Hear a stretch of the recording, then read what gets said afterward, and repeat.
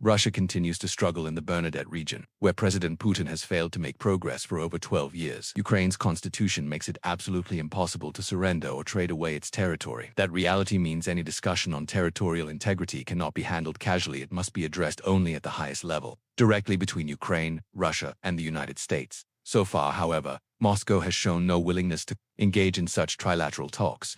If Russia continues to refuse, then additional sanctions will inevitably follow. It is essential that Europe remains just as united today as it was in 2022, when the full-scale invasion began. That unity has been critical in sustaining Ukraine's defense and in pushing the world closer to a just peace. Strength and solidarity must not weaken now. The very first priority is simple: stop the killings. President Putin has put forward many demands, some clear, some vague, but it is impossible to seriously negotiate while weapons are still firing. For that reason, a ceasefire is not just desirable, it is necessary. Only then can a final agreement be pursued in earnest. This will also be a key point of discussion in Washington. Still, Putin resists halting the violence, yet he must. Continuing this war comes at a terrible cost for Russia itself. Its people are dying, its soldiers are stretched thin, and its resources are dwindling. Under such circumstances, refusing a ceasefire is both reckless and unsustainable. Securing even a temporary pause in the fighting would be a major step forward. It would save lives, stop the bullets from flying, and give space for real diplomacy to take place. But rejecting a ceasefire outright only deepens the tragedy. At the same time, disagreements between allies are natural. They should be addressed openly but respectfully, through discussion and negotiation, not through public disputes or media battles. The American people, and the world, deserve to see that diplomacy is still possible, even when tensions rise. Let us also not forget the difference in past support. When Ukraine faced Russian aggression years ago, the Obama administration offered symbolic assistance blankets and supplies.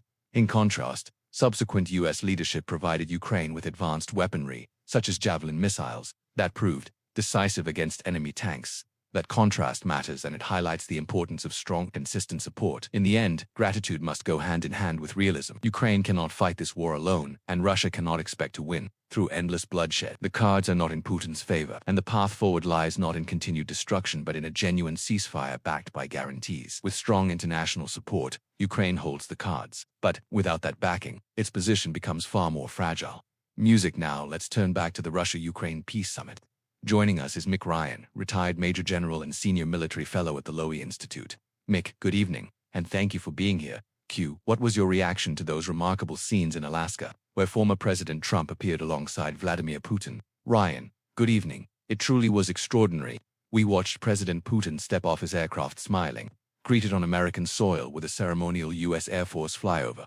Meanwhile, a smiling and back-patting President Trump stood ready to welcome him. From Putin's perspective, the summit was already a victory before it even began. He was not sanctioned, and he saw Trump concede on several key points, including the refusal to press for a ceasefire in Ukraine. Q. So in your view, was Putin the only real winner of this meeting, especially since Ukraine wasn't even represented? Ryan. That's right. Ukraine's interests should have been central, but they weren't. President Trump effectively assumed the role of representing Ukraine, but Putin wouldn't budge on a ceasefire. Instead, he kept repeating that the focus needed to be on the root cause of the war. But we all know what the root cause is. This war began because Putin could not tolerate a vibrant democracy right on his border, a democracy that might inspire the Russian people to question his own system of kleptocracy and authoritarian rule. That fundamental issue was never addressed at the summit. And as you mentioned, Ukraine wasn't there, nor were the Europeans, even though today Europe is providing more military and economic support to Ukraine than the United States. Q. So where does this leave us now? Could we realistically see Putin and Trump sitting down with President Zelensky in the coming months? Ryan. That possibility has been floated. Trump has hinted at it, and President Zelensky has made it clear he would participate.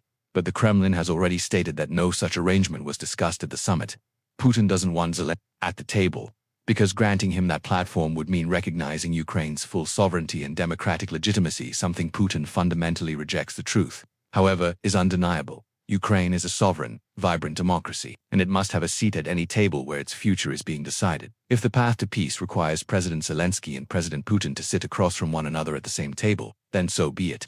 A ceasefire cannot be negotiated from a distance, nor can a war be ended through speeches alone. At some point, these two leaders will have to face each other, engage directly, and decide whether their nations will continue down the road of endless destruction or finally move toward genuine peace. But beyond the substance of negotiations, let's talk about the theater, the images, the staging, and the symbolism that define this summit. Political meetings are never just about policy. They're also about perception, optics, and the messages leaders send, both to their opponents and to the watching world.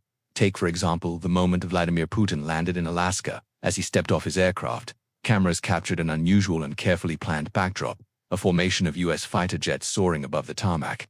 Side by side, Putin and Donald Trump walked with the roar of American air power filling the skies. It was a striking image, one that immediately raised questions. Was this a mere coincidence, or was it a carefully crafted show of force orchestrated by Trump himself? Mick Ryan, retired Major General and senior military analyst, believes it was no accident. I think a lot of it was intentional, he explained. In fact, I'd say it was actually quite clever. Ryan went on to recall a famous incident, years earlier. During a meeting with then-German Chancellor Angela Merkel, who was known to dislike dogs, President Putin deliberately brought along a large Alsatian. A subtle but unmistakable attempt at psychological intimidation. It was a way of saying, I know your weaknesses, and I will exploit them. This time, however, Trump turned that strategy back on Putin.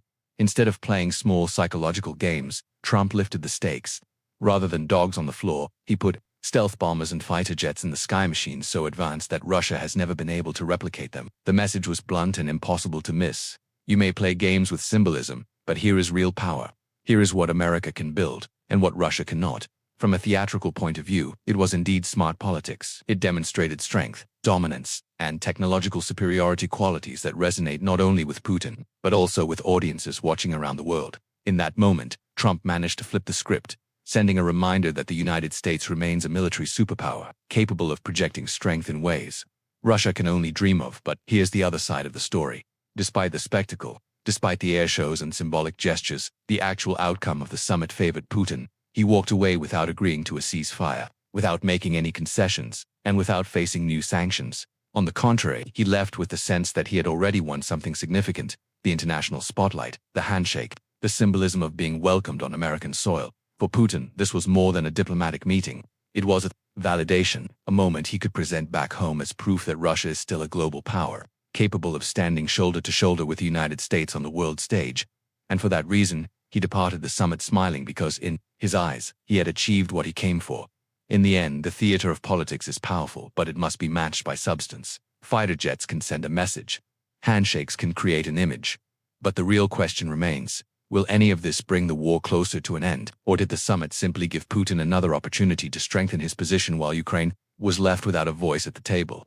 That is the question the world is left asking, and one that cannot be answered by flyovers or photo ops, but only by concrete actions in the days and weeks ahead.